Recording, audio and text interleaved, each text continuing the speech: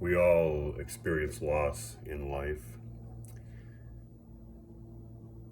And I know what comes to mind when I say the word loss, when anybody says that word. That's not what I'm talking about. Um, I'm talking about the smaller losses in life, even though this applies to every level of loss. I understand that. But I mean the losses on a smaller level.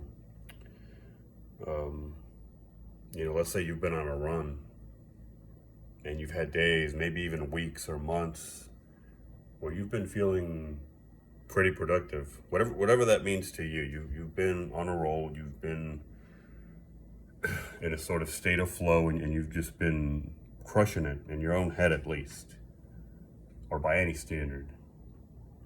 You've been in a constant motion, sort of in a straight line, you know, adjusting and deviating as needed, but you've just been going.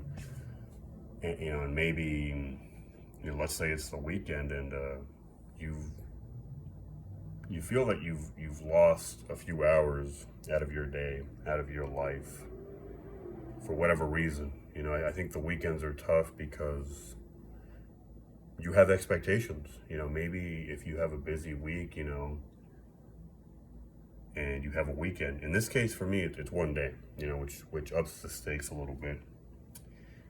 You have your weekend, and you expect to continue to get things done, but maybe on a more personal level. The difference is that you don't have somebody sort of on your back, so to speak, really keeping you on task.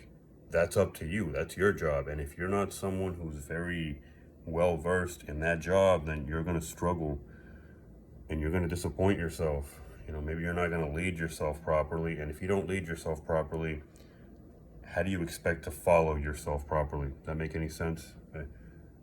That's one of the toughest things about life. You got to be your own leader and your own follower when it comes down to it, especially if you are a man. Not to make this about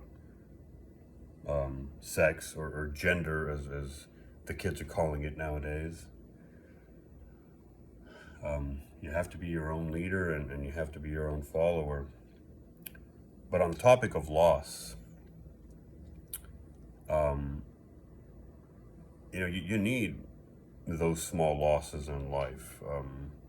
You don't want them to accumulate. You don't want them to become bigger, because that's debilitating. That's potentially crushing, depressing. I think we've all been there. We all know that.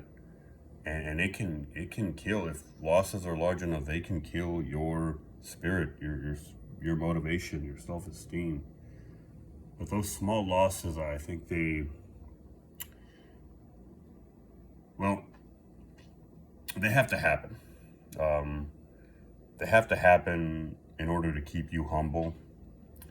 If you were on a roll, like I just said, and you just never stop being on one, it will get to your head.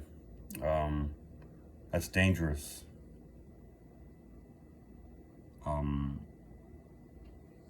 If you were not to humble yourself, it would become potentially dangerous in many ways. But I think life finds a way to humble you in and of itself with your help. I mean, there's no shortage of that.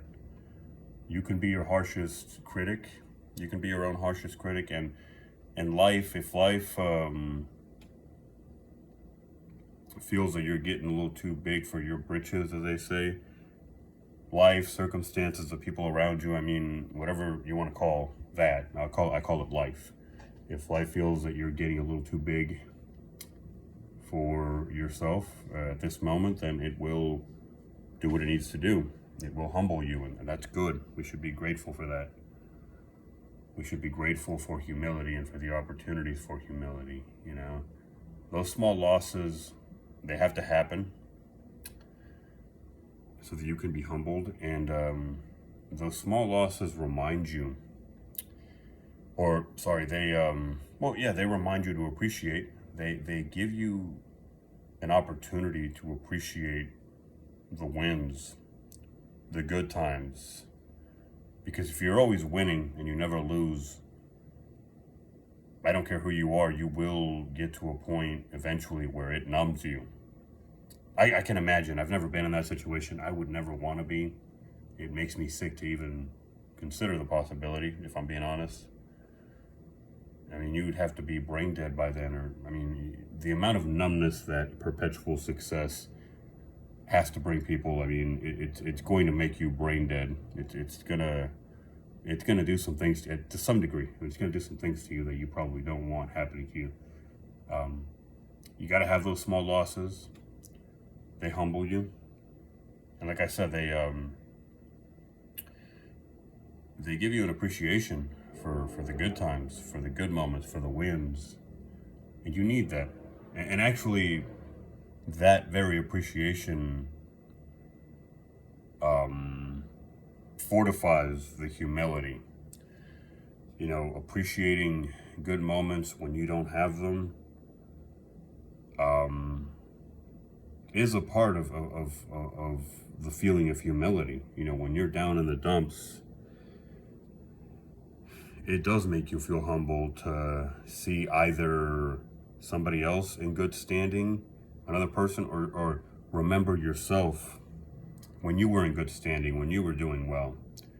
So you know, while you shouldn't help the losses in your life happen, you shouldn't self-sabotage, and you shouldn't kind of bring it upon yourself or even invoke it if you believe in that stuff.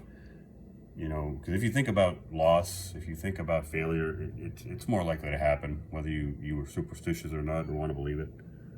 It's just, I'm not going to explain it. I'm not going to justify it. I know that from experience. You know, you don't have to go after loss, but when it happens, you can still have a muted appreciation for it. Maybe I can call it that.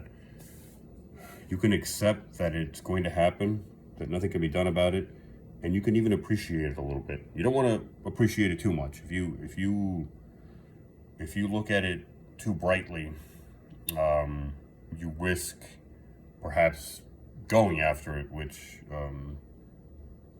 you don't want to do either.